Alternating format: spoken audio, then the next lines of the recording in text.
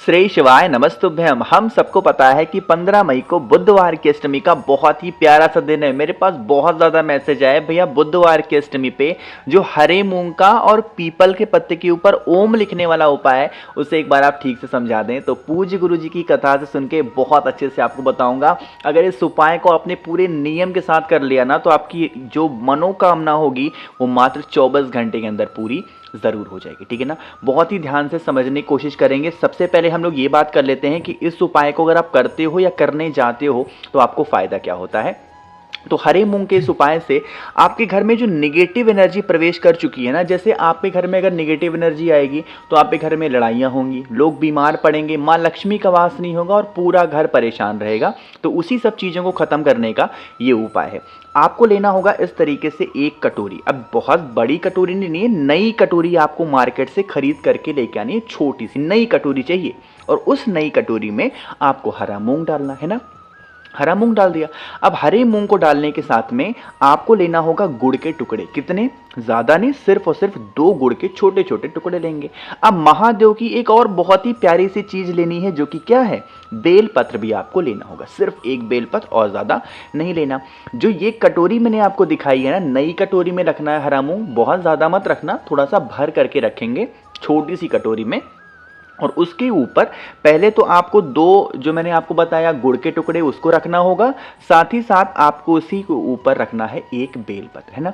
फिर आप इस कटोरी को उठाएंगे और लेके चले जाएंगे कहाँ पे, भगवान गणेश के मंदिर में। अब ज़रूरी नहीं है कि भगवान गणेश का जो मंदिर कोई स्पेसिफिक बना हो, किसी भी देवी देवता के मंदिर में जहाँ पे भगवान गणेश की फोटो मूर्ति प्रतिमा लगी हुई है वहाँ पे जाएंगे।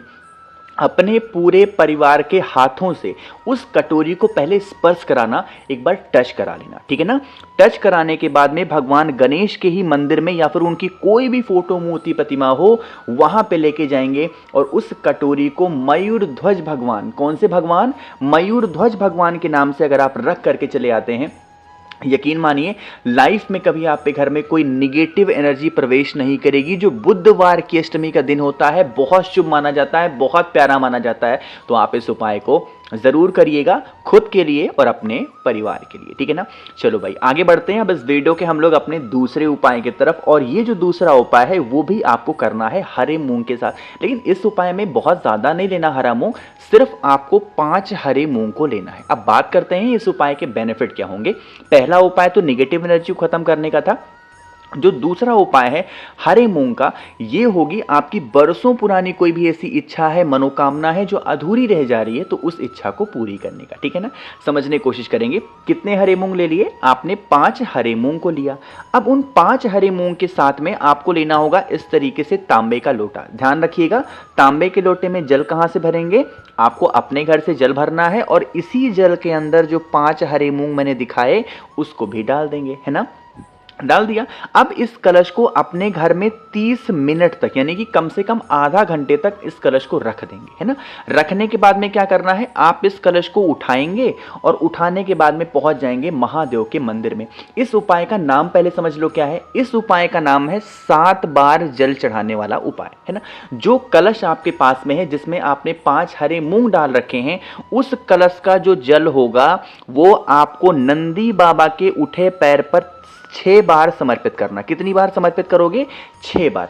अब एक चीज का और ध्यान रखेंगे, अब उस जल, जितना भी जल आपके कलश में है उसे पूरा 6 बार में खत्म मत कर देना। आप 6 बार जल थोड़ा थोड़ा करके समर्पित करेंगे और थोड़ा सा जल अपने कलश में बचा लेना, ठीक है ना। बचाने के बाद में क्या करेंगे, आप फिर उस कलश को लेकर के कहां पे जाएंगे, जब जैसे यहां पे उपाय किया फिर आप भगवान शंकर के पास में पहुंच जाएंगे, शिवलिंग के पास में। फेस रखना होगा उत्तर दिशा, नॉर्थ डायरेक्शन। जितना भी आपके कलश में जल बचाया हुआ है वो पूरा का पूरा जल महादेव के शिवलिंग के ऊपर, जो आपके विशेष हैं, जो आपकी कामना है, बहुत दिनों से अधूरी है, परेशान हो गए उपाय कर कर गए, तो आप इस उपाय को करिएगा। आपकी जो भी मनोकामना होगी, जो भी विशेष होंगी, इस बुधवार की अष्टमी पे करने से आपकी वो सारी इच्छाएं पूरी जरूर हो जाएंगी, ठीक है ना। बात आ रही क्या समझ में आपको? तो यहाँ पे 2 उपाय की तो हमने बात कर ली है। आगे बढ़ते हैं बस वीडियो के हम लोग अपने तीसरे उपाय की तरफ, जो कि हमें करना है लाल कपड़े से। लेकिन कैसे करना है, इसके क्या क्या फायदे होंगे, वो मैं आपको तब बताऊंगा जब आप करेंगे वीडियो को लाइक। और मेरे जितने भी भाई बहन आवाज़ मेरी पहली बार सुन रहे हैं, अचानक से चैनल पे आ गए हैं, तो जल्दी से करेंगे चैनल को सब्सक्राइब, है ना। देखो आप लोग में से काफ़ी लोग ये कहते हैं भैया आप बार बार कहते हो लाइक करो सब्सक्राइब करो, हमने तो कर रखा है तो बार बार क्यों। तो ये आपके लिए नहीं होता, जो लोग मेरी वीडियो पहली बार देख रहे हैं सब्सक्राइब उनको करना है, ठीक है ना। चलो भाई, अब सबसे पहले बात करते हैं कि अगर ये उपाय आप करते हो ना, तो आपको इसके फायदे क्या होने वाले हैं, बेनिफिट क्या होंगे। देखो आज के टाइम पे क्या है ना, कि लोगों के पास पैसे तो बहुत हैं, बट उनको खुशियां कहाँ पे नहीं मिल रही हैं, कि उनके घर में लोग बीमार बहुत पड़ रहे हैं। बीमारी से पूरा घर परेशान है, कि कोई भी इंसान घर में ऐसा नहीं जो मेडिसिन ना खाता हो, हर इंसान दवा खा रहा है। तो आप इस उपाय को करिएगा। उसके लिए आपको एक लाल कपड़ा लेना है। ज़रूरी नहीं कि ये जो लाल कपड़ा मैं दिखा रहा हूँ ये नया ही लेना है, कोई भी साफ सुथरा कपड़ा ले लेना, ठीक है ना। लेने के बाद में आपको लेना होगा इस तरीके से खड़ा धनिया। काफ़ी ज़्यादा जगहों पे इसको धनिया बोलते हैं, कुछ जगहों पे धना बोला जाता है। आपके यहाँ इसे क्या बोलते हैं तो एक बार नीचे कमेंट सेक्शन में बताइएगा, ठीक है ना। ले लिया। लेने के बाद में अब देखो कितना लेना है, बात ये भी आती है। तो 1 से 2 चम्मच लेंगे, बहुत ज़्यादा लेने की ज़रूरत नहीं है, ठीक है ना। ले लिया। अब आपको साथ ही साथ लेना है एक बेलपत्र, बहुत ज़्यादा मत लेना, सिर्फ और सिर्फ एक बेलपत्र लेंगे। और जो भी चीज़ें मैंने आपको बताई हैं या दिखाई हैं, जैसे मैंने आपको बताया है एक लाल कपड़ा, तो इस लाल कपड़े के ऊपर आपको पहले तो खड़ा धनिया रख देना है, और खड़े धनिए के ऊपर जो मैंने आपको एक बेलपत्र दिखाया उसे रख करके इसकी छोटी सी पोटली अच्छे से बांध करके एक पोटली बनाएंगे, ठीक है ना। जो इंसान आप पे घर में बीमार पड़ा है, आपको इस पोटली को उठाना है। सबसे पहले उस बीमार इंसान के हाथों से टच करा लेना, स्पर्श करा लेना, है ना। स्पर्श कराने के बाद में आप इस पोटली को उठाएंगे। आपके ही घर में, कहीं भी जाने की जरूरत नहीं है। बुधवार की अष्टमी के दिन शाम के टाइम पे प्रदोष काल में उस बीमार इंसान के हाथों से टच करा के, स्पर्श करा के, आपके घर में जो भगवान गणेश की फोटो मूर्ति प्रतिमा रखी हुई है उन्हीं के पास में आप उस पोटली को रख देंगे, ठीक है ना। रखने के बाद में बुधवार की अष्टमी को रख दिया, पूरी रात रखा रहने दो। अगले दिन गुरुवार के दिन आप स्नान करो के आओ और फिर भगवान गणेश के पास पहुंचो। पहुंचने के बाद में आपको एक घी का दिया गोल बत्ती का लगाना होगा। साथ ही साथ इस दीपक के अंदर एक चुटकी काला तिल, जो इंसान ने इस पोटली को टच किया था, छुआ था, उस इंसान का नाम और गोत्र बोल के दीपक में डाल देंगे, ठीक है ना। जब वह दीपक ठंडा हो जाए, बुझ जाए, तो गुरुवार के दिन आप उस पोटली को उठाएंगे और किसी भी हरे भरे पेड़ के नीचे, मंदिर वगैरह में नहीं जाना है, किसी भी हरे भरे पेड़ के नीचे ले जा करके उस पोटली को रख करके चले आएंगे। यकीन मानिए उस इंसान की जो बीमारी होगी या फिर जो हैबिट होगी, गलत आदतें होंगी, वो धीरे धीरे करके सुधर ज़रूर जाएंगी, ठीक है ना। भूलना किसी को भी नहीं है, हर इंसान को इस उपाय को करना है। अगर आप इस उपाय को नहीं करते हैं तो आप बहुत बड़ा मौका फिर खो देंगे, ठीक है ना।